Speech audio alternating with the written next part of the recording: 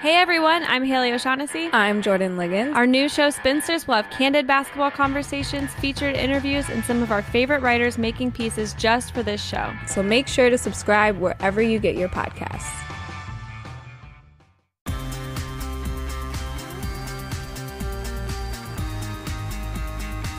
What is up, Hardwood Knocks listeners? Dan Pavali here with some quick housekeeping notes before we get to our deep dive on the Wizards and Sixers. And just as a note there, we recorded this podcast before the Wizards beat the Clippers, and holy hell, wow, Wizards, just wow, they're on a little bit of a tear by their standards. As always, I do want to remind you to please rate, review, and subscribe to this podcast wherever you're getting your podcast, but especially on iTunes, whether or not you use it. Just go to iTunes, search Hardwood Knocks, throw us that 5-star rating, write a review. Those help a ton. But also just sort of a mini announcement, we are going to be recording our weekly mailbags, which we'll be publishing every Monday still, via the Locker Room app now. And so what you basically can do there, we'll send out a link that'll be with this podcast so that you can, keep track of that, and we'll tweet out a link when we're going into the Locker Room. You're basically going to be able to listen to it live if you haven't used the Locker Room app before. We'll even take questions live if we hopefully get enough people listening, but we'll have questions in the bank. We already have some of them in the vault to use, and then we'll always solicit them every week. And then that will still be published as a podcast on Mondays. It should be, unless we have something more pressing to go up before it. So nothing essentially changes for this podcast feed, but please come check us out, talk with us live. We've bandied about the idea of starting a Discord channel, but we just weren't sure if we'd have the support for it. We have a ton of listens to every episode, and we love every single one of you guys who do, whether you hate listen to us, actually enjoy us, or indifferent to us. We appreciate all of you. It's just with national podcasts, it can get, the relationship is awkward, or not awkward, decentralized, detached, because this isn't regional coverage. And, if you want to go, for hours long deep dives into the Charlotte Hornets, check out the Charlotte Hornets podcast on Blue Wire, and there are other writers that you could go to. So we understand that there's that zoomed out perspective, but we do try and interact with you guys as much as possible. We hope that you enjoy this podcast, and if you can talk with us live, speak with us live, engage, that'll help, and that'll just also be fun. Just another way for us to connect with our listeners, whom, again, for the 80th time, we super duper appreciate. So there'll be more information on this as we, basically tweet out the live links. If you have not already, though, definitely go download the Locker Room app on your phone first and foremost. Be on the lookout for more announcements via Twitter. We'll send out maybe reminders the next couple podcasts at the beginning. But again, this is something that's, we're test driving this for us. We want to make sure that you're there, you're listening, you're engaging with us. We would love to take live questions. That would be the goal here. And maybe that could lead to a Discord channel so that, we can talk amongst ourselves outside of the podcast. I will send you all of my bad trade ideas. They range from horrid to only sort of, kind of, actually terrible. Anyway, though, let's get to talking some Wizards and Sixers with 48 Minutes' Chris Krause.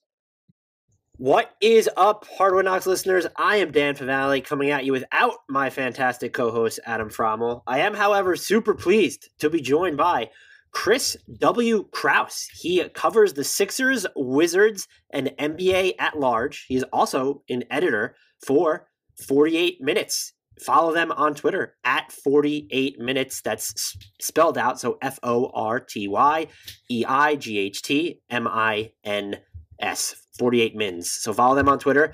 Also, while you're at it, go follow Chris on Twitter at NBA Krause, spelled exactly as it sounds, NBA CROUSE. And again, covers the Sixers, Wizards, and NBA at large for 48 Minutes. And as you could probably tell by that intro, we're going to do some deep dives into the Sixers and Wizards, two teams that we didn't have time to hit in depth before the season started, when we recorded a zillion podcasts in the span of 2 weeks. And Chris exists. I said this to him when I reached out. He exists in this really cool niche of, you cover the Sixers and the Wizards, which is just not, two teams that most people normally cover. So Chris, after that long-winded intro, thank you so much for coming on. How are you doing? I'm doing great, Dan. Thanks for having me. I really appreciate you having me on. Do you get that a lot, that you cover the Sixers and the Wizards predominantly? That's just not that it's a specialty that's just so damn unique. I'm not the first person to cover two teams. I will say that, normally it happens where you see someone's doing Nets and Knicks coverage. Maybe someone's doing Orlando and Miami. It kind of makes sense. But even then, that's a pretty far distance between the two. I think I'm the only person doing both of these specifically right now. But yeah, it's been a weird year, for everybody in all fields. So, I figure, with the double coverage, why not get a little weirder, this NBA season. Yeah, I mean, they're in the same division, and so and you cover the league at large too. But it's just like I've never seen those two specific beats put together. You sort of alluded to it, like it would normally be Lakers, Clippers, or Knicks, Nets, like sort of in there. So I've never seen Sixers and Wizards tied together. So I respect it. Yeah, and their fan bases are two different kind of fan bases. Now I can't speak for all NBA Twitters. Both the fan bases I love particularly, but like the Sixers fan base are very passionate. They, some people may have said they're like a toxic ex, whatever. One day they love you, next day they don't. Wizards are they're like a mother that has like every player is their first child. And and like that is fantastic, but like there is a when you're criticizing Garrison Mathews and that's not okay, or like or at least like that's not a that's not anything anyone wants to hear, then like it's like, okay, Garrison Mathews is probably not going to get you Andre Drummond, right, or whatever it is. It's kind of have that, and every fan base has that kind of thing too. It was funny in the beginning of the year. I like proposed like a fake trade for I think it was Ben Simmons for like a lot of picks, John Wall, and both franchises like hated it. They were like it was like both, like neither side was happy with this, and I was like, okay, no more fake trades between these two franchises. You traded John Wall for Ben Simmons? I don't know why Sixers. No. It was John Wall, and then this was actually when they had Al Horford. I was like, okay, if you send my proposal was basically like Ben Simmons, Al Horford to the Wizards for John Wall, a bunch of young, like basically the young assets, and then as many like as much picks as they could go out then. And basically you saying I'm all in with Bradley Beal and Ben Simmons, and both franchises were like, I wouldn't give up John Wall for that. I'm like, what are you talking about? And then like it's like it was just like, yeah, it was like, all right, no more fixed trades between these two franchises, because they're just like, they're holding very, very dearly to what they have. And yeah, and it's particularly with the Sixers with Simmons, it's like it's a love-hate relationship up there. Yeah, they seem less attached to him, or more detached to him, than the Wizards seem to Isaac Bonga, where he's very much among fans on Twitter. It seems like there could be savior, and then with Sixers fans, it was like, yeah, we would trade Ben Simmons for Bradley Beal. Yeah, and yeah, that's the thing.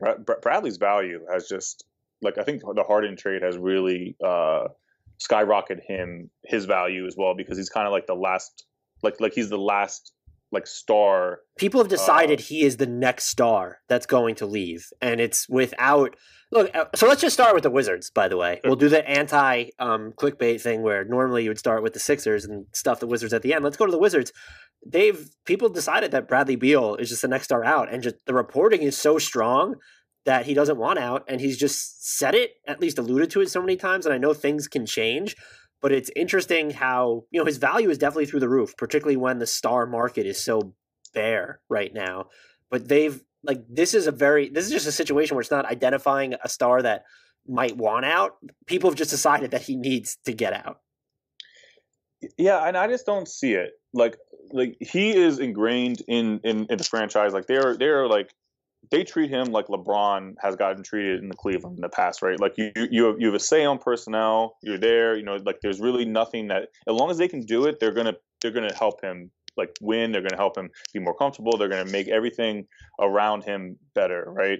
And I don't think he's gonna get that. Like most people, most players don't get that in franchises. So I think he values that a lot. So it's not just, hey, the Wizards aren't winning, let's just trade Beal, let's blow it up. It's like Beal is building something here, getting better every year, and he's at a point where he's capable of carrying a team. Now I think they're going to be much better in the second half because they've had some issues in the first half.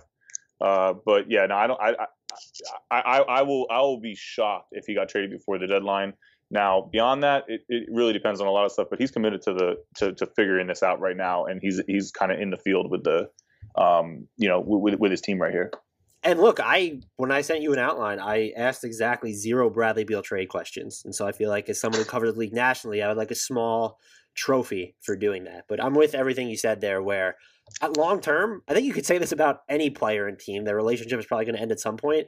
If something does happen, I would hazard that this is something that gets resolved over the off season rather than mid season for a team that's like, still trying to figure it out, where it's, the defense has picked up a little bit in recent weeks, and Russell Westbrook has perked up, and Davis Bertans is shooting well again, and everyone's in it in the East. And there's also the argument to be made that, is this really the season to make a major move amid the pandemic, when just all the results are, I don't know, the word's not skewed, but like, how valid are they? Like, what can you take away from this season, where I'm not going to discredit who wins the title or who's playing well, but if a team does poorly or like can't figure out its direction, it's just such a bizarre circumstances. And so I'd be shocked if he winds up getting moved at the deadline.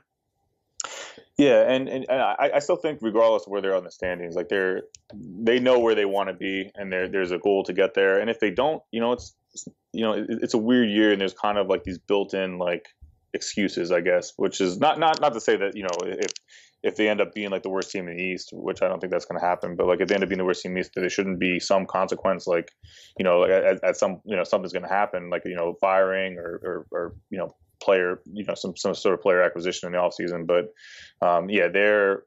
they have a set direction, and they're not letting like a dip in their production right now affect like kind of their long-term strategy for the year.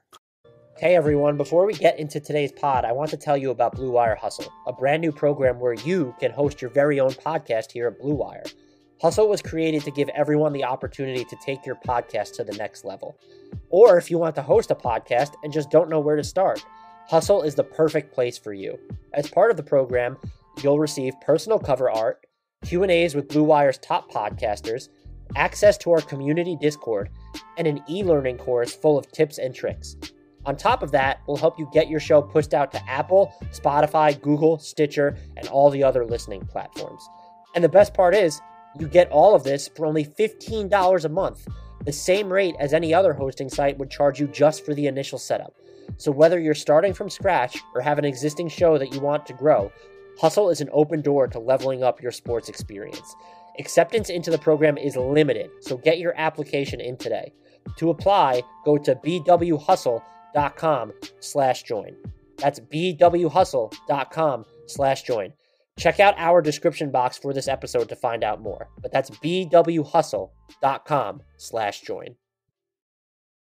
I don't see their long-term direction. I'm going to be honest with you. They feel sort of aimless, because you need, I think, Russell Westbrook to really hit at some point. And maybe that's a good place to start with him, is that he has perked up a little bit, but he's still shooting sub 35% on jumpers, sub 54% on layups, which is, for Russell Westbrook, that's not great.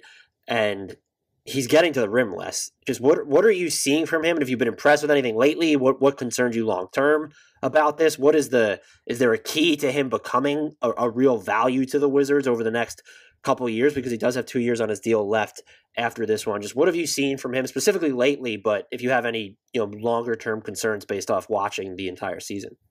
I don't know about longer term concerns. I was very worried earlier in the year just by watching how he was playing. It reminded me of when Derrick Rose came off his first injury, and you could tell like he wasn't driving as much, and like that was part of his game. He gets to the hole, and then like it opens up other parts, so he's able to help teammates and do that. And Russell wasn't doing that, and I'm like, oh, there might be something wrong here. Like did Houston know something, or the whatever? Like who, like, or maybe they're just like more comfortable with this risk than John Wall's risk, but this is still like not a great risk.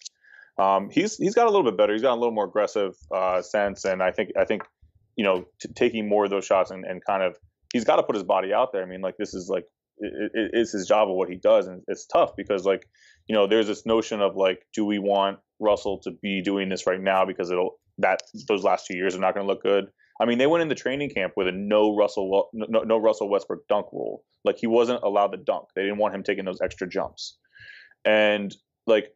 I've never heard of that before. I don't know. I mean, but like I understand the risk management part of it, but there's a lot of these little things that make you worry. But right now, if you're getting this, what we're seeing on the court right now, I still think you can put out a good product with this version of Russell Westbrook. I think that there is probably one more piece that the Wizards need to get if they're going to like actually be a good playoff team over the next 2 years, though.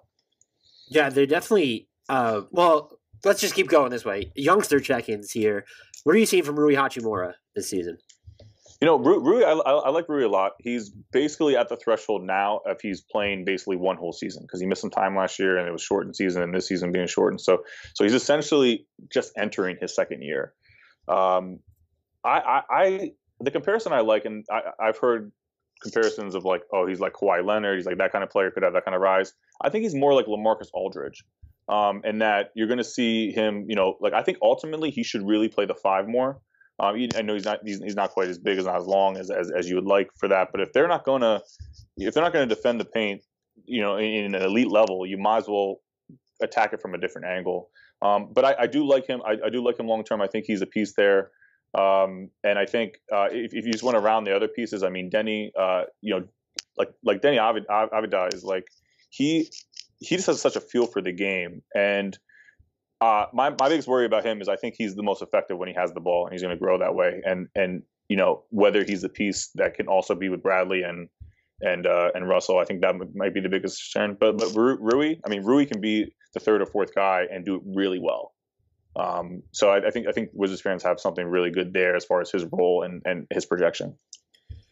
Yeah, the shooting is still definitely a concern with him, but he's finishing so well at the rim this year. He's close to 75% there right now. And something that does intrigue me is this is now year 2, and it's they're only 13% of his shots, but he's at 41.2% on really long twos, 16 feet out to the 3-point line. That's after shooting 42.9% on those same shots last year. And it would give me hope, I think, that he should be able to back it up more. And we've seen his 3-point attempt rate go up this season, and maybe that number improves. And we've seen the dip in his free throw percentage, but like he was 82.9% last year, and he's almost 77% this year. And so those indicators to me seem like, I don't think he's going to be hitting these crazy jumpers off the dribble from that deep. But it feels like he might be someone who long term can extend his range to where he becomes even more of a complement, because now, if he doesn't have the ball in his hands, defenses still have to respect him, and he's just, there's more room for Bradley Beal and Russell Westbrook specifically to navigate. Yeah, I think you can mitigate that a little bit. I think that's a good point. He definitely needs to be more of that, if he's going to continue to play the 4, or even sometimes he's play the 3, depending on who they have out there. But I think you can mitigate that by you just need other shooters around him, right? And especially if you have him and Russell on the floor, then the other 3 guys need to be shooters, which is why you're seeing Garrison Mathews in the starting lineup, which is why you're seeing Moe Wagner in the lineup as well. I just think you have to realize what he is, and I think you're hitting the nail on the head there at what he is right now. And you can hope that he expands the game, but in the meantime, you gotta kind of accept him for what he is and the level of growth that he's given you. So you briefly mentioned Deni Avdija before. He's actually exceeded my expectations. I'm surprised that you're concerned about what he does off the ball. I mean, he definitely looks a lot more fluid at this level on the ball than I thought, but his just offensive bag in general is so much more deeper than I thought, where maybe I thought he was probably going to struggle to do some work on the ball, and that just hasn't really been the case for him this season. And so how do you feel about him long term? What do you think about his fit with the rest of this roster, assuming the skeleton of it remains in place moving forward? Yeah, I think he has really high upside as far as his whole career. I see him. I mean, he's a player who I think is going to need the ball, or at least need it more than he's been getting. I mean, he's in the second unit now. That's probably the right role for him. I know he's a top 10 draft pick. You want to start him right away, but he's going to get more run and much more concentrated. He's going to be much more piece of the offense if he's in that second unit. So that might be where he actually sticks for the foreseeable future, as long as the first 2 stars are there. But yeah, I think, and he could eventually grow into a piece that is one of your top 2 guys. It's just a little bit of an awkward fit, because I think that he needs the ball, but his passing is just, it's like, it reminds me of Pau Gasol. It's just okay, you watch Pau, in those Laker days, and you're just okay, you can just do so much if you can just see all these angles, and having Deni do that at such a young age, it gives you a lot of reason to really believe in the future. Yeah, he had this pass. I can't remember who they were playing that I was watching. I think it was the Raptors game, where he just he just makes just smart passes where it's he's wide open in the corner.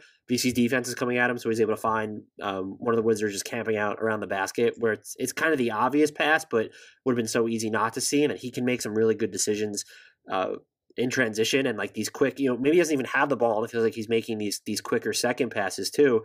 And you watch them more than I do, just a ton. So you're concerned about his fit with the roster as of now, then that's definitely salient. I'm wondering then, does he just look much better on a version of the Wizards that doesn't include Russell Westbrook then, if your end goal is to really start him and put him in a position where he could make more responsibilities? Because Russ can do some stuff off Deni Avdija too, where, if Russ gets going in transition and they have, him off to the, running strong side, or if you want Russell Westbrook to cut more, but just like he's not a threat as a jump shooter. And so you get into problems with the half court. And if the concerns are, we need to get Deni more reps, and you don't want to view him as a second unit guy long term, he probably looks a lot better on this team if Russell Westbrook isn't on it. It's just an awkward fit. But I do think that Deni has a lot of room to grow, and he'd easily expand the parts of his game where he's off the ball, and that's a skill, right? There's a reason why like you go to G League tryouts and everybody looks good with the ball in their hands. Like half these players have never had to be the second unit and never developed those skills. And I think that Deni has a good chance of actually doing that, especially he's there, he has the talent, he has the aptitude, he learns, he wants to do it, so he might get there, and it could make it more smoother as the year goes along. I do think that we're talking about a very small sample size, though. 35 games with this team, and a lot of players have been in and out. So I think you're probably spot on with like seeing what you see, and okay, I'm very impressed, because it is impressive given the circumstances. How much money is Garrison Mathews getting this summer because he is a free agent, I believe. I was actually surprised that he was re-signed on a two-way. I thought he was going to get an actual NBA contract, because I was so impressed with him last year in the very few minutes that he played, and then that I watched of that, where it's, I know the shooting stands out, but there's a little bit more there to him, where it feels like he can take some shots off the dribble, and the number of times relative to how much he's playing, he can really get to the foul line. That's an actual thing that he can do for your offense. Yeah, and it's funny, because last year Bradley Beal missed a stretch, and Scott Brooks basically put him into that role in the offense. Now, I didn't do as well, right? It wasn't the exact same, but it was a poor man's Bradley Beal, and so he has that kind of skill set. Now, doing it consistently is a whole another thing, but I think you're going to see somebody take a chance on him. I mean, wings go at a premium, especially if you could shoot. So I'm really curious to see. I mean, the range for a wing that can shoot is probably the most volatile as far as salaries. I mean, I don't think we can predict it. I think it'd be much easier to predict someone like Alex Caruso or somebody else in that's an actual point guard or a center than it is to someone who can shoot on the wing, because we've seen crazy contracts, and we've seen some guys get stuff that this doesn't make sense. Why is Daniel House only making this? And maybe there's other reasons why, because he was under contract, and there was forces that kept him in Houston. But I just feel like the wing market is always so hard to kind of pinpoint. I don't want to say he's redundant on this team, but if you have Deni Avdija long term, and then you have Davis Bertans there, and then I think you need your wings to be just more defensive. You don't need to lean into the offense first model any further than you do. And maybe that's where they run into an issue, but he's an offensive firecracker. And yeah, it'd be nice if he got to the rim a little bit more, but I'm always I don't want to say, I guess I'm not caught off guard anymore because of seeing it from last season, but I'm sort of always amazed that there's an extra layer to his game than just the shooting that people tend to focus on. Oh, most definitely. And I do want to touch upon, going away and not going anything more towards the offense. I would, if I was running this team, and I don't have that job, but I would just be we're all offense. We don't even care about defense anymore. And you might say that already exists, and we're seeing them get a little bit better defensively. But I would just go small ball lineups and just blitz people. Put Rui at the 5, shooting all around them, and just have the second best offense in the league behind the Nets. And just win games that way. And I think that there's reasons why you want to play defense. It makes life a lot easier, whatever. And you want to have schemes and play a center and do all that. But I would have investigated that. And maybe they will. Maybe they will see. Maybe they'll do a little less version of what Houston did last year. Do you think Rui could defend the 5 though that frequently if he's playing? Let's say he just splits his time at the 5 at this point. He's done a really good job in like low minutes at that spot, and when he gets switches, I almost think Rui can guard anybody. I don't think the Wizards trade him. I think it would take like a lot to get trade him, but like he would be so fascinating on the Warriors as like another Draymond Green type player who is obviously younger and has a little more upside, but like I think he's like that kind of defender that you could look at him and say, okay, like he's going to be an elite defender when it's all said and done if he hits his stride. So yeah, I definitely think he could really guard like most players in the league.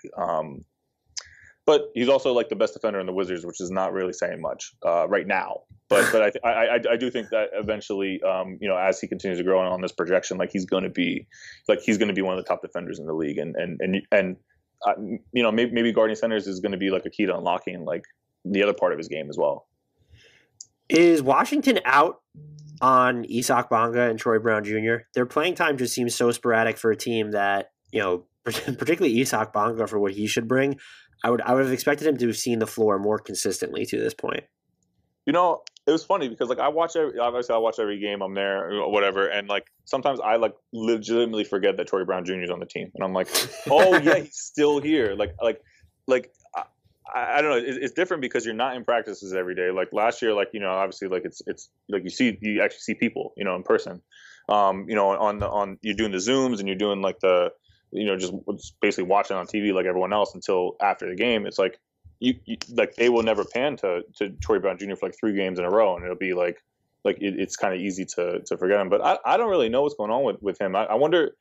Last year he had some plateaus in his game, and I wonder if what they're seeing in practice and basically like in training camp leading up to the season, they saw the same thing, and they're like, okay, we know what he is. There's no upside here to continuing this, and he might just be not in the plans anymore. And Bonga, man, fans love Bonga, and Bonga is so intriguing because it's like you don't even know what position he is even now. He's been in the league for it's like 2+ years, and like. I still don't know what really he should be playing. He's kind of like a point forward who's also like you could play him at the 4. And it's a very unique skill set. It's just like he just hasn't gotten the opportunity to kind of grow his game. And he's also very young. I mean, I think he's 20 or 21. So he'll get there. But yeah, I mean, like right now, they're just not in the rotation regularly. Would you expect Bonga to be on a different team next season because he is a free agent? I believe Troy Brown Jr. has one more year left on his rookie scale. I would say they'll probably bring back Bonga, but like just because of Bonga is like, I mean, they're going to be able to put a qualifying offer in for him, so like they have a little control on like if another team makes an offer, right. They have a chance to kind of. But like I would say he's probably back because like you take the risk unless like some crazy offer comes in, like I mean.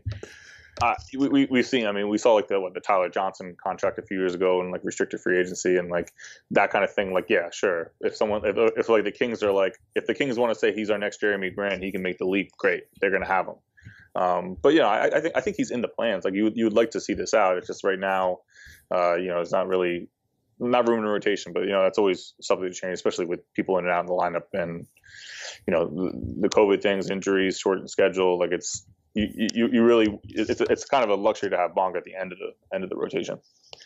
Do you think Moe Wagner is going to be more valuable to them as a keeper beyond this season, or someone that they can maybe move as part of a larger package, or for just small time value at the trade deadline this year? Just because he has the thing I'll say is I don't think he's a good defender, but like he has pretty good hands on defense, and like he does a lot on offense. Like feels like he's really good finishing in stride.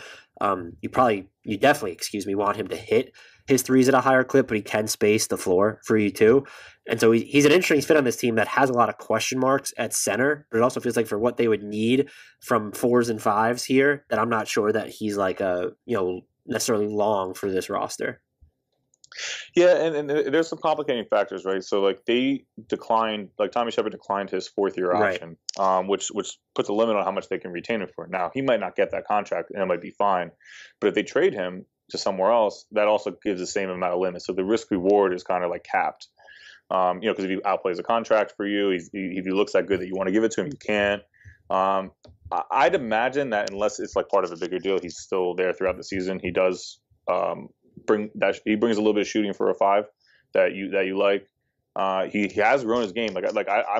I would almost bet if you went back in time and Tommy Shepard had a time machine, he would extend the offer to him based on what he's playing this year. But then again, if he didn't get the decline, does he work as hard? Does he add as much? I mean, it's a butterfly effect, right? But like, and quite frankly, one that probably most listeners don't want to hear about, the Moe Wagner butterfly effect.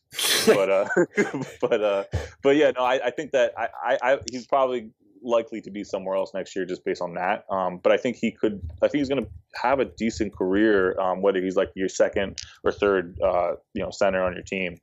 He's kind of carved that out for himself. I was a little surprised when they declined his option. I think they did that in December, I believe, because I know he sort of fell off last year, but like there was a stretch, I think it was the beginning of the year, that he played really well for them, and it was just like, what is this guy costing you? Just why would you decline that rookie scale option? Yeah, I was a little surprised too, but Tommy really hasn't had many misses since he's got there. I mean, the fact that he has Bonga and Wagner are like just the fact that he's like maintained flexibility with his roster spaces, right? Because like that happened as part of the Anthony Davis deal, and basically I if you kind of recall, like the Lakers need to dump more salary than they thought they had to. They got to the cash register with not enough money, and and Tommy was right there, just like, I got some spaces, like we'll take these assets, and like it's worked out. I mean, like you take those kind of chances all the time. So I think that might have been behind it. It's like, okay, like having the roster spot and not having a little bit of extra, not being tied down with this guy. I think he took a calculated risk. Not necessarily wrong either, because he might not get more than what they can offer him from. I think it's like $4 million. He might not get it, but he might. And in that case, it's like it also diminishes him as a trade asset as well. So yeah, I'm with you there. It was a little curious, but one of those things I like to say, it's like process over outcome, and the outcome wasn't great here, but I kind of see where he was going with that. Yeah, it was still just a little bit surprising to me. The Jerome Robinson one was obviously not surprising at all. The thing that's probably maybe not, but to me about this team right now, so since Valentine's Day, they are 8th in points allowed per possession. Are you seeing anything that would suggest this is a real change? Is it a product of maybe the schedule they've played? They have opponents are shooting sub 35%, I believe, on wide open threes during this stretch, or is there something here that's just more sustainable and maybe they've turned a corner? Yeah, I think it's twofold. I mean, that coincides with Garrison Mathews and Wagner coming into the starting lineup, which I think is really the right move now. I mean, that's not a sustainable long-term playoff lineup, but like you got to work with the lemons that you have to make the lemonade. And I think that they did a good job there. And I think the defense intensity and effort has come up a little bit better. And people are the team is getting basically their full win back. It's no secret, like a lot of these players didn't play defense for an entire year, right?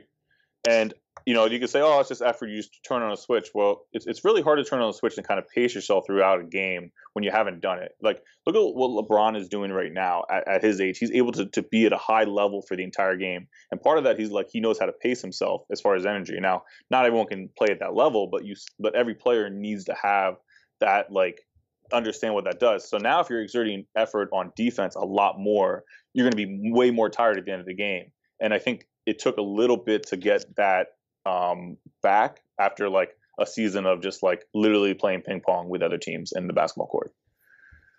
I know that's a little bit deep and maybe an outside maybe more of a conspiracy thing kind of thing, but I really think that's that's kind of what I believe is happening here. I think it took a little bit to get the conditioning, the right conditioning, understanding how to pace yourself throughout the game, especially for Beal and the top guys that are playing the allotment of minutes. So what's the end game here right now for them this season? If we're both going to assume they keep Beal, which I think is a more than reasonable assumption at this point, do you just stand pat?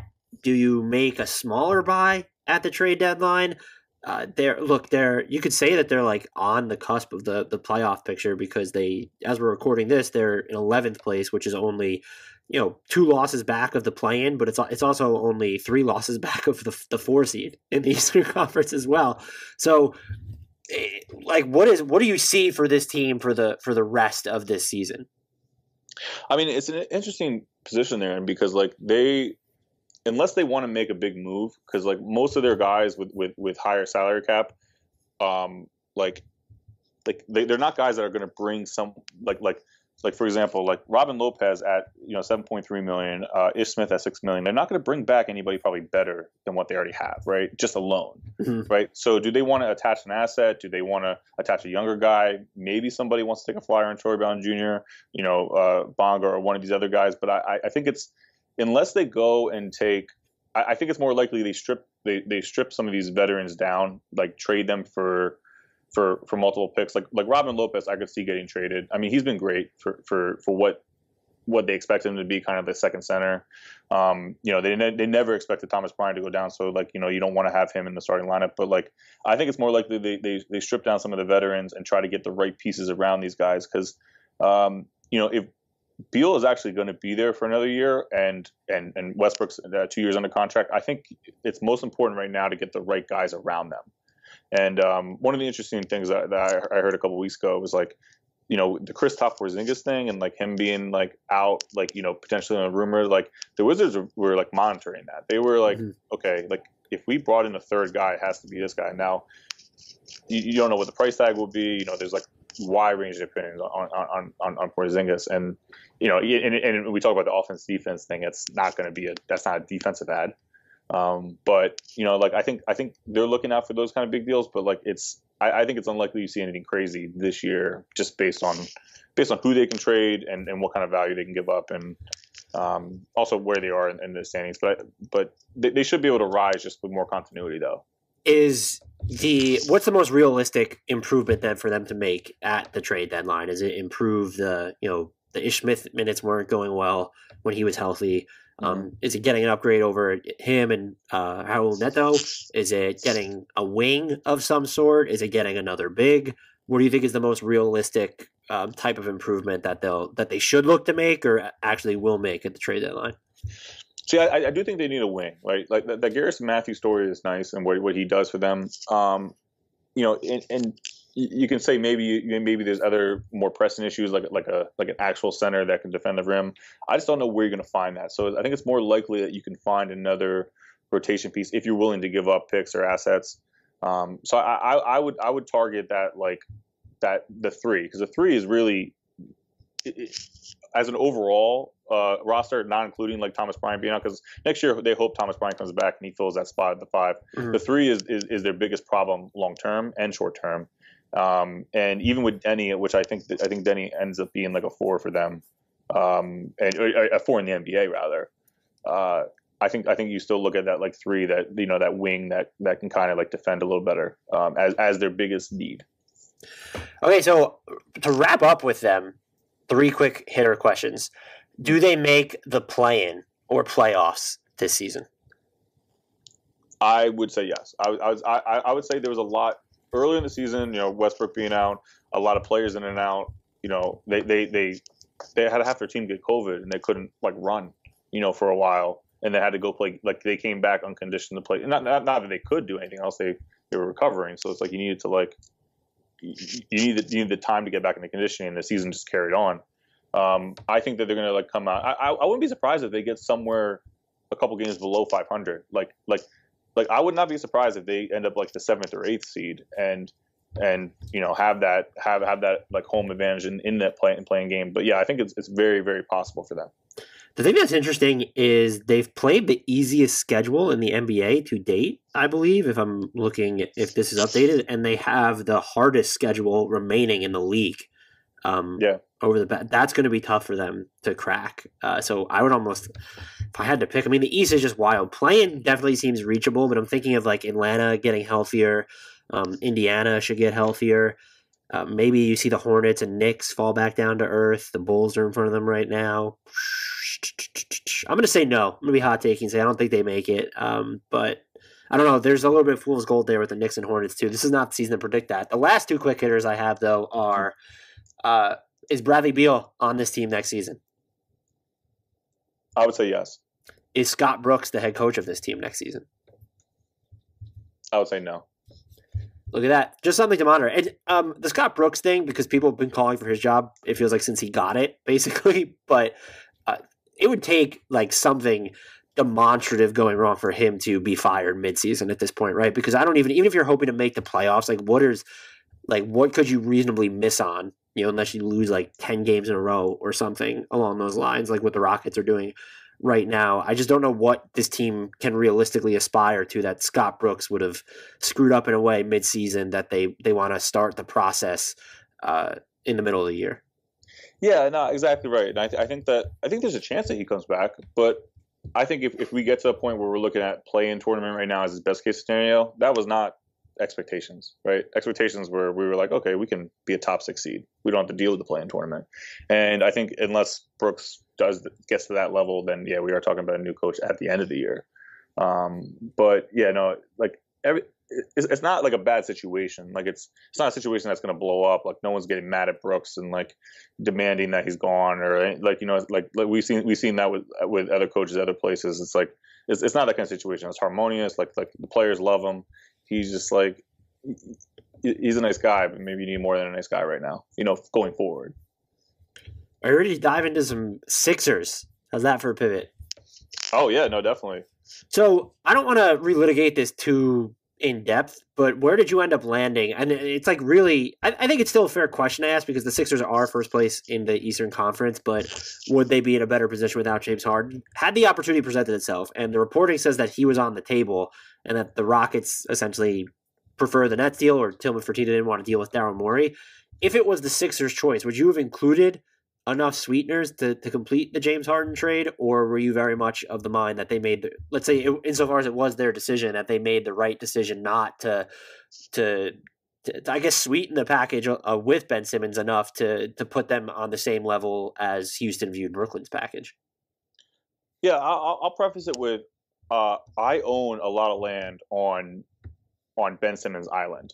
Like I believe he's going to be a future MVP. I'm full on. Like I think he's going to be probably exceeding most people's expectations. I would have done whatever I need to do, include him and other picks to get James Harden. James Harden's arguably the best player in the league right now. If whether he's top 5, whether he's whatever, he could have been the MVP in each of the last 4 seasons, right? He's just that good. He puts you in a contender window right now. And if you combine that with Joel, who has been healthy, who has been playing back-to-backs, but like we know there's a risk with big men, especially with the kind of injuries that he has. I'm taking my shots and I'm saying, okay, James Harden with Joel and a decent team around him, really. I mean, like with everything else, even if you gave up Maxey, even if you gave up Matisse and you gave up future picks, I would have done it. I also do wonder if there was anything that Daryl Morey could have offered the Rockets to get James Harden, or whether they were just going to string them along the entire time. Yeah, I think that's probably the bigger issue here is I don't think they ever had a realistic chance of getting him unless they threw the kitchen sink plus Ben Simmons, which I, in real time, wouldn't have made the move after watching Harden in Brooklyn. Like, maybe it's easier to say they should have. I just don't think – what made me uncomfortable is, all right, the Ben Simmons-Harden swap, easy to justify, but the assets you attach, players you attach to it, like that's where it gets iffy because you are giving up an all-NBA caliber player to get James Harden. And so the gap, not only in Harden's talent, but in the window in which you can compete for a title with him, needs to meet or exceed that outgoing value. And that's where the question sort of lied for me. Yeah, I mean, I don't think there's anyone that would say like Brooklyn made a bad trade, given there. But I think that you might have had people, if it was the Sixers, just based on that one actual franchise piece. Yeah, I'm like, the Brooklyn stuff is weird because those picks look shiny now, but if Harden, Kyrie, and KD just stay together, the Nets aren't going to be bad for, I would say, at least 3 years. Like, that's at least 3 years. And so at that point, like, how many swaps and picks have you used up? The fact that they have them going into 2027 is definitely valuable, but I don't think clearly now, like, and with the injuries Brooklyn's dealt with, the limited availability of Kevin Durant specifically, it's good to have James Harden, who has been an Iron Man and can carry you to a win basically on any given night without the other 2 stars. And so I definitely think I forget what grade I gave him when I graded it at the time. It might have been like, I didn't fail them, but it might have just been like a B-. I would definitely up that at this point for them. The Sixers, though, so Joel Embiid would be my MVP pick right now if the season were to finish today. What's impressed you most about what he's done, and why is it his off-the-dribble shooting? Not that I'm trying to put words in your mouth. No, that's just another level of his game that you're like, oh my god, like everything that Sam Hinkie was talking about in his resignation letter of all the greatness that Joel could be. Like, this is it, and it's like, it's just like to see someone do that and everything else that he does. It's like I honestly believe he is MVP and he will be unless he gets hurt. Like there is. We both watched the last night against the Jazz and just the way he takes over games, and he did that against the Cavs, and they lost against the Cavs on Saturday. But he's doing it night after night, where you're not seeing you're seeing the consistency that you haven't seen before. So I think it's that. I think it's off dribble shooting, and then it's also the consistency with it that is really just it's really remarkable to watch this season. You're going to know these, so this is more for the listeners' benefit, and maybe they know them too, but last season, Joel Embiid shot 54 of 162 on pull-up two-pointers. It's at 33.3%. He shot 6 of 20 on pull-up three-pointers. That's a 30% clip. So far this season, on pull-up two-pointers, he is 71 of 151. That's 47%. And then on threes, he's 10 of 21. 47.6%. So he's already hit more pull-up threes than he did, I would probably say, over the past, more than last season. So 6, and he's at 10 already. So that's just, if that improvement is sustainable, and I think it's easy to be skeptical that it isn't because we've never seen him hit them at this level before, but he's also talked about working on that shot before. I think it was specifically heading into last season where he was talking about how he could hit these face up off the dribble jumpers. And look, if he's going to hit shots like he did to force overtime against Utah, I don't know that the Sixers need to do anything. We talk about what other moves could they make. I don't know if they need that other significant piece, because I think the thought process there is right. Well, Tobias Harris and Simmons, they can't be your primary crunch time weapons. And even with Nikola Jokic is so good in the clutch, there's this thought process that, well, Jamal Murray really helps you because you need that from scratch face up scorer, which Jokic really is. Like, give him the ball in the post, and yeah, he can dribble going downhill, but everyone wants that like wing or guard who could do it. But Joel Embiid is just hitting those shots for the Sixers right now.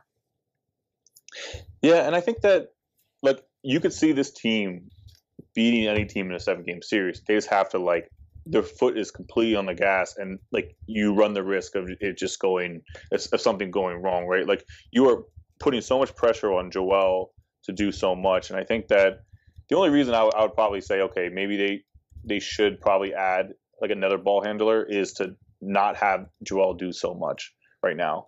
And Simmons does a lot when he's there. He's the other guy, but they don't have that third guy who can kind of take over, and also a guy who can shoot. Like Kyle Lowry would be amazing, just to take some pressure off of it, kind of like what Dennis Schroeder is for LeBron and AD. Just to have that other guy that you're just not exerting top energy on it every night, and you kind of pace yourself throughout the season. I do think there's a market for them. I think Kyle Lowry is probably a name. I would go around the league, maybe a guy who's a little bit cheaper, just salary cap wise, because Danny Green for $15 million, trading him is the easiest way to kind of bring back and add actual value. But yeah, there's a need, but the team itself, if you're okay, playoffs started today, yeah, they can match up with anybody.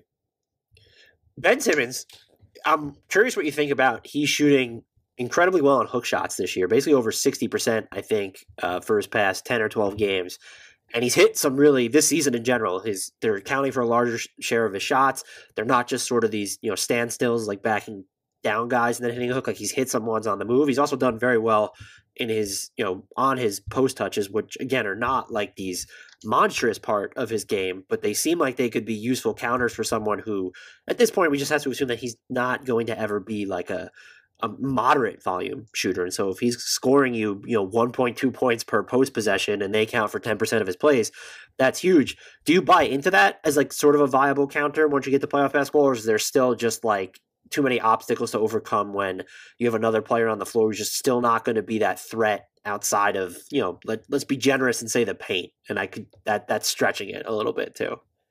Yeah, sure. And it's a nice wrinkle to his game because for so long, he could get so close to the rim that it almost didn't matter in a lot of ways, as long as he had a lot of shooting around him, because he could just get down to that area where he's in that range.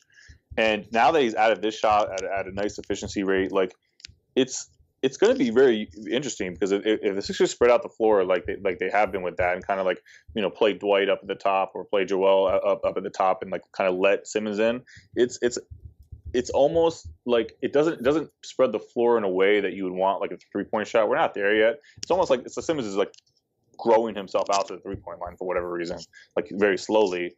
But it is a nice wrinkle, and I think it just makes it even more hard to defend down there. It's like it's like a dominant post player who has the agility of a point guard to get down there. Like he's very unique in his own way. And I think we get distracted too much by the shooting because this is still a top 25 guy in the league with how he is right now. And there are very few players. He's firmly in the defensive player of the year conversation at this point. I would guess they'll probably finish top 3. When I did it a month into the season, I actually had Embiid a little bit higher than him on my ladder when I did my top 3 predictions for the year. Because I thought Embiid was, you know, he's a monster on defense, but it felt like he was playing up higher at points too, which is having Embiid that could do that was incredible. But he's been huge for them, and he could defend any player on the court. And there are so few players where you could basically say like, "Hey, go delete that guy from the planet," and Ben Simmons can do that. And then still, you know, sort of disrupt things away from his primary assignment. So. Still a fantastic player, and I agree with pretty much everything you said there. If he's going to hit those shots, if he can do it on the move, like that's the bigger thing. Is like I don't know how much it helps them if he's doing it exclusively from post ups, but if it's, you know, the sweeping hooks that he's hit a little bit, I think that could end up helping them a bunch in the postseason. Yeah, just the extra wrinkles he's bringing on really both sides of the floor. Like defensively, he's like I do think he's going to win the defensive player of the year, which is you think he's going to win? Yeah, I think he's going to end up getting it, which I mean, Doc's campaigning for it, but then you have like Joel in talking about how that's his goal, and I'm like, this is a little weird, you know. You both guys are going for the same thing, like and it just goes back to like, do these guys fit together? And I think they've made it work the best they can. I mean, everything's like rosy right now, and they've decided that like these two do fit together in the sense that they don't stagger them as much as they did under Brett Brown, and They've even done things where it's not happening a lot, but I can't remember which game I was watching, but like Ben Simmons was the screener while Joel Embiid was on the floor. And so they're trying new stuff, and I'm fine with them. Just like, I don't think it doesn't work. It could work. They're definitely not the cleanest fit, but yeah, there's that level of awkwardness there. I do sort of appreciate though how it felt like, at least previously a little bit, the Sixers were trying to like separate them or just be like they have to operate independent of one another almost, even though they were winning the minutes with those two on the floor. And it does seem like this season they've just decided that, no, you know what, we're going to play our two best players together a bunch because that's what you do. Yeah, exactly. They're like, we got to get these reps in here. They want all the data they can get. I think Daryl Morey is like, I need to see if we're going to make this work, I want to put everything into making this work. And I think it will work. I think it's fine. Like I think it's been very good. I just think the co-campaigning for a defensive player of the year is a little weird. Like, do you remember a team that had 2 legit defensive player of the year candidates? No, and they're both probably going to finish in the top 5 too, right? I'd imagine. I mean, you might if Joel wins the MVP, he's probably not going to win defensive player of the year just because like how people vote, you know, whatever. But I'm just trying to think of names. It's like Rudy. I think it's going to come down to Rudy Gobert and Ben Simmons at this point, and I still don't know how I would weigh like the Joel Embiid, Ben Simmons debate. But Rudy Gobert and Ben Simmons are going to be there. Miles Turner's definitely going to be there. And then after that, it's like, well, who are you going with there? I don't think Giannis isn't going to have the same love, and the Bucks have done a lot of different stuff defensively this year. I also think the people are going to look more closely at how he's not necessarily guarding the best player because they use him to just, you know, cover up so much, which is important. So maybe he's still in the top 5, but I'm trying to think of, you know, the names sort of run out soon. And so if you're going to say 5 people are going to finish higher than Joel Embiid on that ladder, I just don't know who they're going to be. Yeah, and you know, it's been a weird year in that, like, you know, I'm zoomed in on these two teams. That the fact that like I haven't seen much of Indiana outside when they play these guys. But just from what I'm seeing, I'm like, is Miles Turner's like blocks of it? Is it kind of like empty stats in a way? I mean, he's getting the blocks, it's nice, but like, and he obviously has an impact. I just wonder if like they are as valuable as the stat may indicate, where he's like leading the league and it's by a margin. I think Turner is, and I caught a lot of shit from Pacers fans when I left him off. I aired on the wrong side when I wrote it. It was a month into the season. I probably should have just done a look at where this ladder is right now, but I decided to just make predictions and forecast, and I left him off the top 3. The value he has on defense to them is real. Like, it goes so far beyond his blocks, just the way that he's able to be in all these spots at once and recover to the rim or get out and contest jumpers. So I think his value is real, but people do look at the overall defensive standings. And right now the Pacers defense just isn't, if we're looking at teams where it's, I would assume you want your defensive player of the year to come from a top 10 defensive team. They're 16th, and there's, that's not that stuff gets to me a little bit because it's not fair to say that like Miles Turner isn't playing 48 minutes a game every single game for them. And he's actually shown that he could anchor some lineups on his own because of a lot of the things he's doing defensively. But stuff that factors in is, and they're in the 76th percentile of defense when he's on the court. That should matter, but I don't even know that the 76th percentile would be high enough to do it. And then with him specifically, it's, well, he's not going to play as many minutes as some of these guys. And if he's going to continue to shoot so poorly from three as he has been lately, are you inclined to limit his minutes and then go with Sabonis at the 5 more? So I think there are more, bumps that come into his case, but I do absolutely think that he is a transformative defender. Yeah, no doubt. I just like it, and I think it's hard. I think we're going to see some weird stuff in the voting this year because of the condensed schedule. I think your average media person that's covering a team is not seeing as much outside of their team as they're used to, which is a problem because that. We saw Andre Drummond get Defensive Player of the Year votes last year, or a vote. Sure, yeah. It's like okay, like are we like what are we doing? And this year it's like you just have more games, more nights, and like I mean I've seen Rudy go up against Joel, and I've seen Miles Turner go up against Joel this week, right? And I'm like looking at them, I'm like why are either one of these guys Defensive Player of the Year candidates? But I know there's more to the story, right? Like Joel is like probably one of the top matchups, right, for this.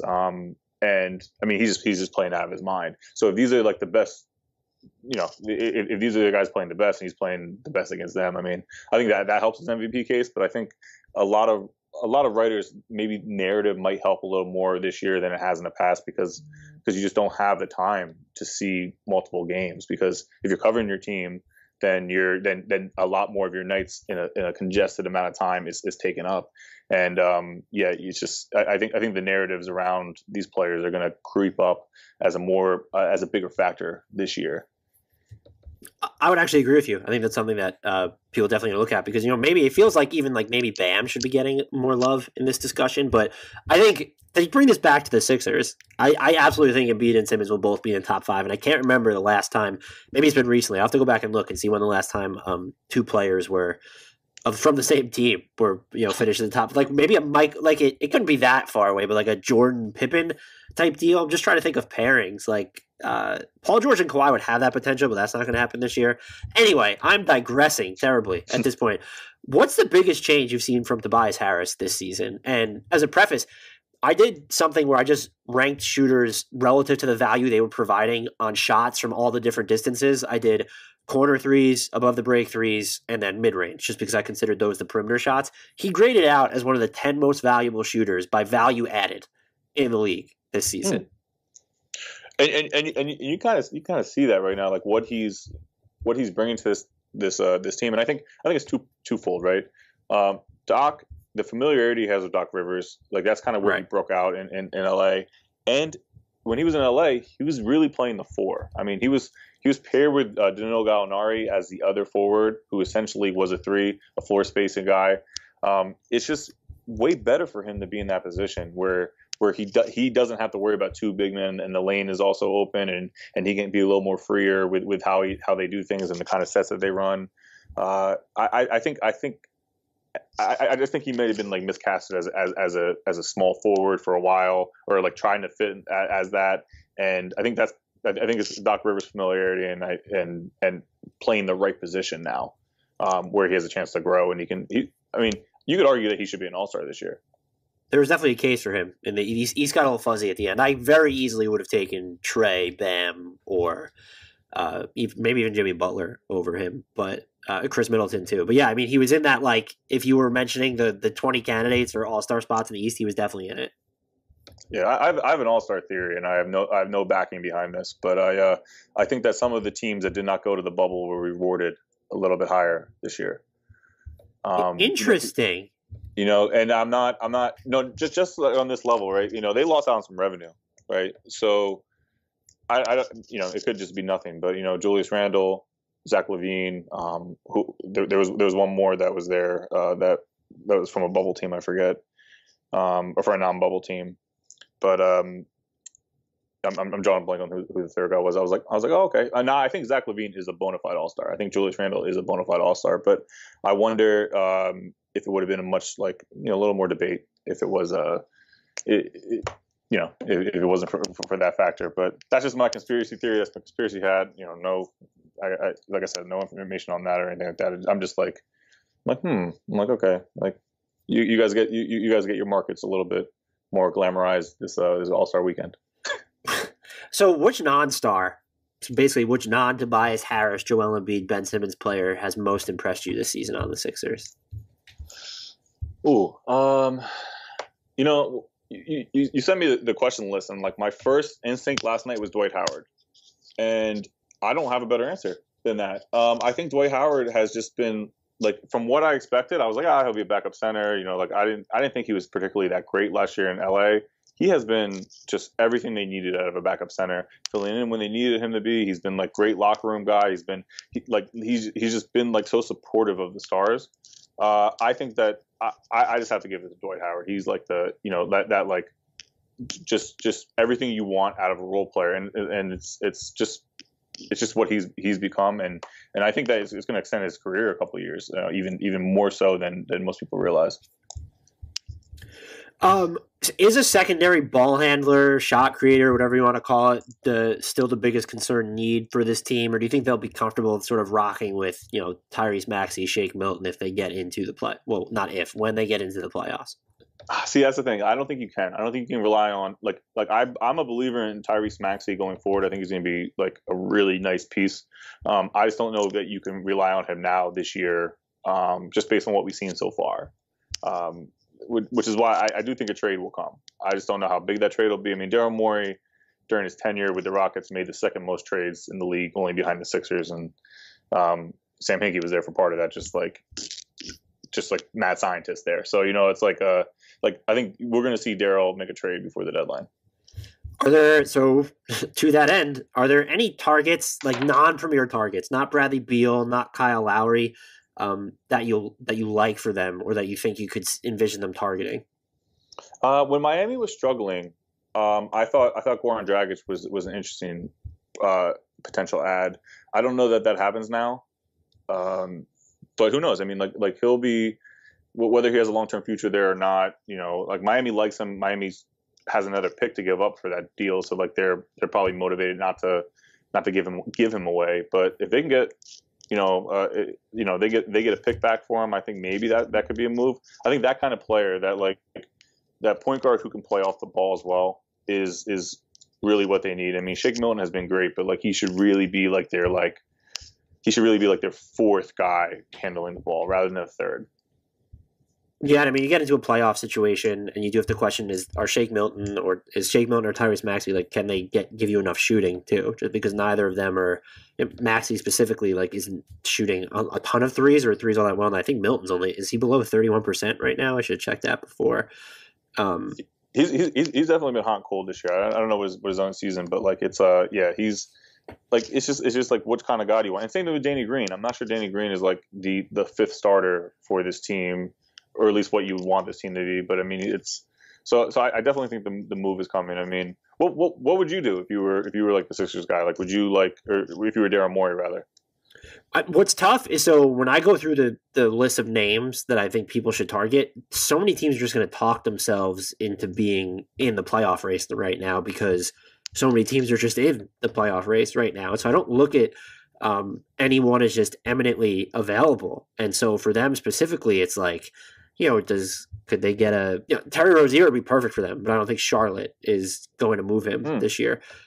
Could they get a Thomas Satoransky from Chicago, or was Chicago just I mean, Zach LaVine would be a good fit in Philly too, but focusing on non-premier targets, it's how many of these teams are going to, be sellers? And that is something that I think we've yet to see outside of, OKC will be a seller. So George Hill makes some sense for this team if you could get him, and you don't need to give up Danny Green in that scenario, which I also think helps. So he would be, but there's also going to be a trillion teams going after. Can you go super low end and just think, with someone like Javon Carter, can we use him and he'll hit more of his threes if he's on our team?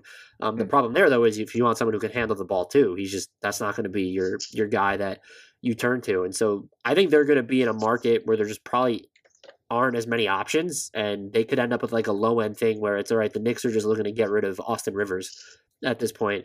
They could end up with someone like that who helps, but I'm wondering if they could get a big needle mover. Maybe an Evan Fournier, if he's available, that would be someone who's really good for them. There are names out there. It's just so tough. And look, they don't have, if you don't want to give up Danny Green, which I think would be reasonable because your defense is still going to be fine without him, and he's not going to close. I think at this point they seem, if you had to predict their most relied upon closing unit, like it's going to be Embiid, Simmons, Curry, Tobias Harris, and probably Shake Milton over Danny. Like maybe you mix and match that a little bit, but at the same time, I would understand why you wouldn't want to give up Danny Green if the player you're acquiring isn't necessarily going to be in the best version of your closing lineup. And so there's the dilemma there. I think I would just default to George Hill. Feels like he would be a really good fit for them.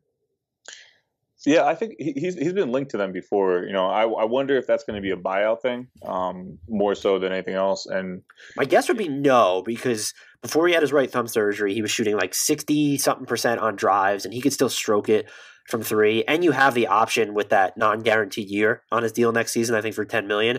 You have the option of either waiving him for one, or that might be useful just to bring back.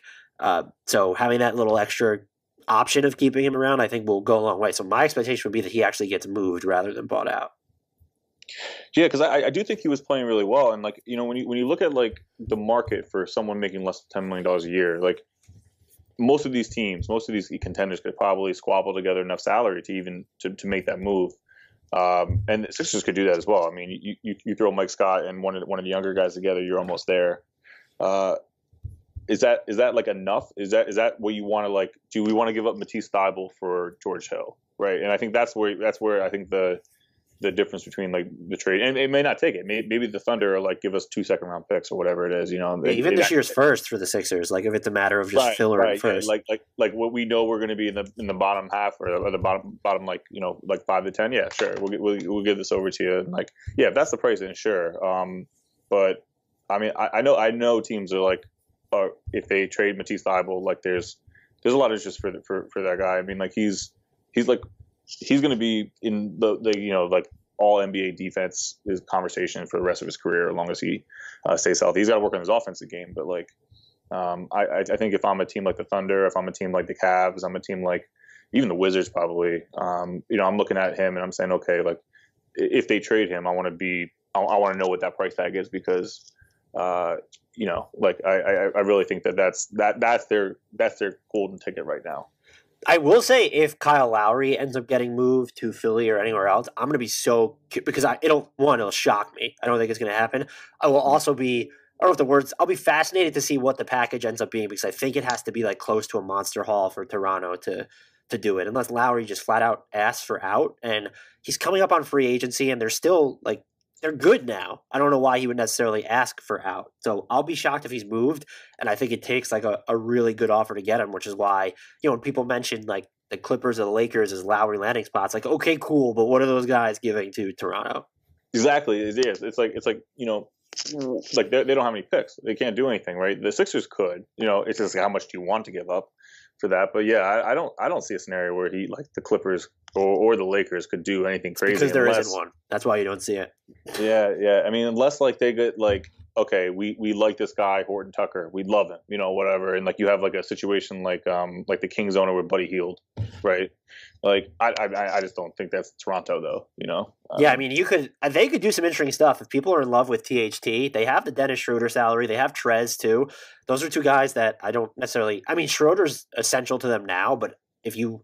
I've entertained whether the Lakers should roll the dice on Victor Oladipo by like are the Rockets going to get an offer better than Schroeder a second and THT, and maybe the Lakers don't want to give up THT for that. That's fine. But if you attach THT or even I don't think it could be an expiring guys like someone like Caruso might be intriguing to teams, but they could go after him in free agency if they want. But I've entertained like, do they try and make that high end swing? Because I don't think Schroeder's the guy to anchor the no LeBron lineups. And while those minutes are fewer and further between in the playoffs, you still want another reliable creator on the wings, and I'm curious to see whether that's him. I'm not saying it's definitively not him, but they could move Trez and attach him to salary and make a smaller type move there. You could get to probably Victor Oladipo's salary by step laddering and starting with Trez and using THT as the thing. But that's, Kyle Lowry just makes so much money, and first of all, those teams just don't have expendable guys making a ton of coin aside, unless you view Dennis Schroeder as expendable. So,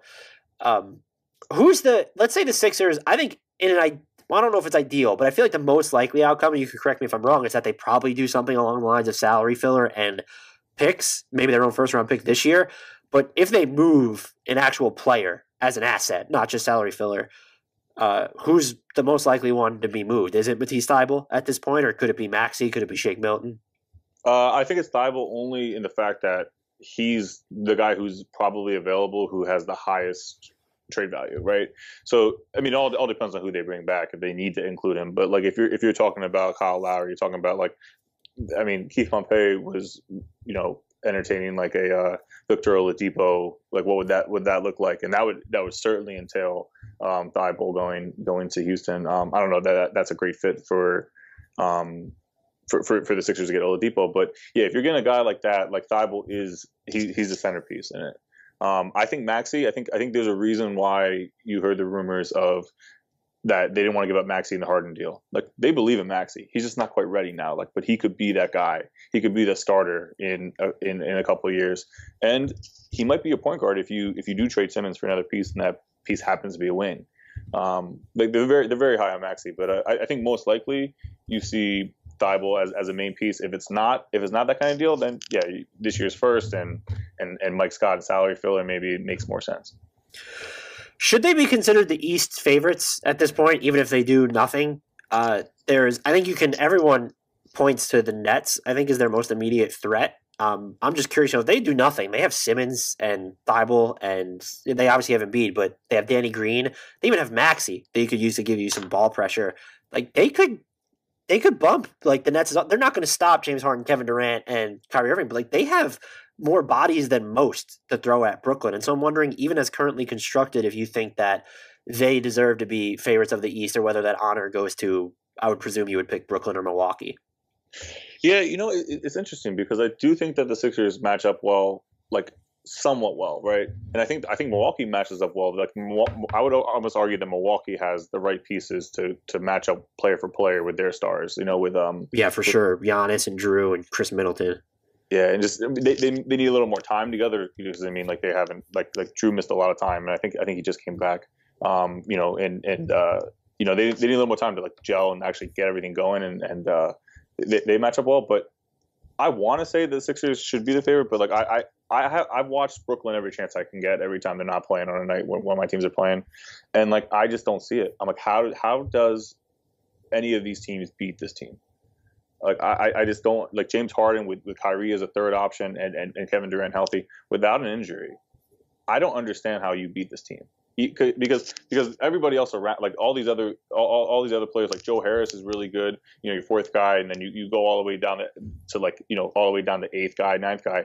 Like, they don't matter as much once you get to the playoffs, right? Like, there's going to be on the floor, and you're going to have Harden carrying the team. You're going to have Durant carrying the team at times. You're going to have Kyrie, and if you have one of those guys carrying the team the entire 48 minutes, I just don't see how any team in the East beats them. Yeah, it's tough to imagine them being beat 4 times in 7 tries. But when I look at them against Philly, it's like, who's guarding Joel Embiid in this situation? Like, shouldn't be DeAndre Jordan. How many minutes is that going to get you? And then the thought of Jeff Green or Kevin Durant or Nick Claxton, is Bruce Brown going to be defending Joel Embiid at this point? I think it goes back to like last year, the Wizards beat the Sixers, and all they did was they beat up Joel in the post, and they let him get twos, and then they shot threes, and threes went in. So they got one win on him. Now that's kind of the formula that Brooklyn can do, but they just have way better personnel to execute. And great, have Joel in the post every time, 2 points, 2 points, 2 points. If you can't stop and slow down the offense that Brooklyn has, and they're equipped to do it. If anyone can do it, it's them or Milwaukee. But like, I just cannot. I just don't see a scenario. I'd be very shocked. I would love to see it. I want a parade in Philly. I mean, the saying there is preparation, process, parade. Like, that's what they're saying in the building in Philadelphia, and I love it. It gets me hyped up. I leave Zoom calls like, oh my god, like I should like, because the last parade in Philly was amazing. You want another one now, especially once we're able to actually do that. It'd be fantastic. I just don't see it unless like the Nets have an injury.